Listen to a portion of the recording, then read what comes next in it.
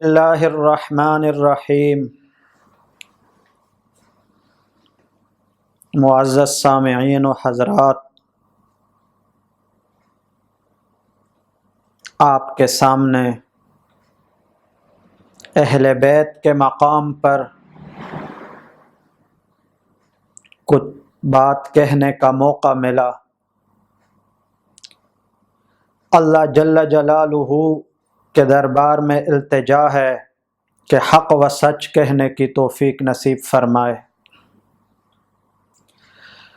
معزز سامعین، چونکہ اہل بیت میں حضرت علی رضی اللہ عنہ اور بی بی فاطمہ رضی اللہ عنہا بھی شامل ہیں، ان کے متعلق حدیث پاک میں آتا ہے کہ جنت کے اندر تمام جنتی اپنے اپنے درجات کے مطابق جنتوں میں موجود ہوں گے۔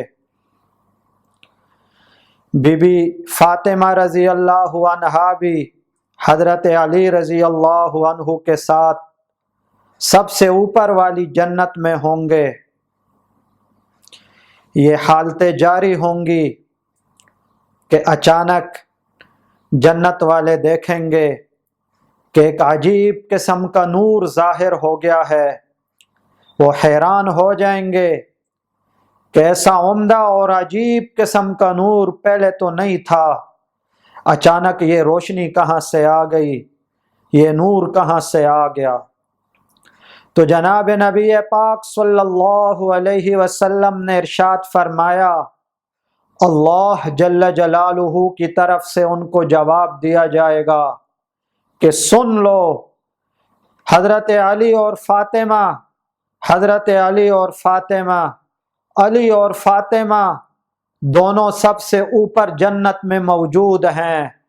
دونوں آپس میں ڈسکس کر رہے تھے، باتیں کر رہے تھے، اور باتیں کرنے کی وجہ سے کسی بات کے اوپر دونوں کو ہنسنی آئی، وہ ہنسنے لگے۔ اس ہنسنے کی وجہ سے ان کے دانت مبارک معمولی سے نظر آئے، ان دانتوں سے تھوڑی سی روشنی ظاہر ہوئی۔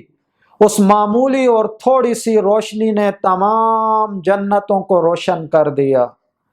تو یہ ہے حضرت علی رضی اللہ عنہ اور بی بی فاطمہ رضی اللہ عنہا کا مقام۔ روایات میں یہ بھی آتا ہے کہ بی بی فاطمہ رضی اللہ عنہا نے وصیت فرمائی تھی کہ میرا جنازہ رات کو اٹھانا، اندھیرے میں اٹھانا اور رات کو اٹھانا۔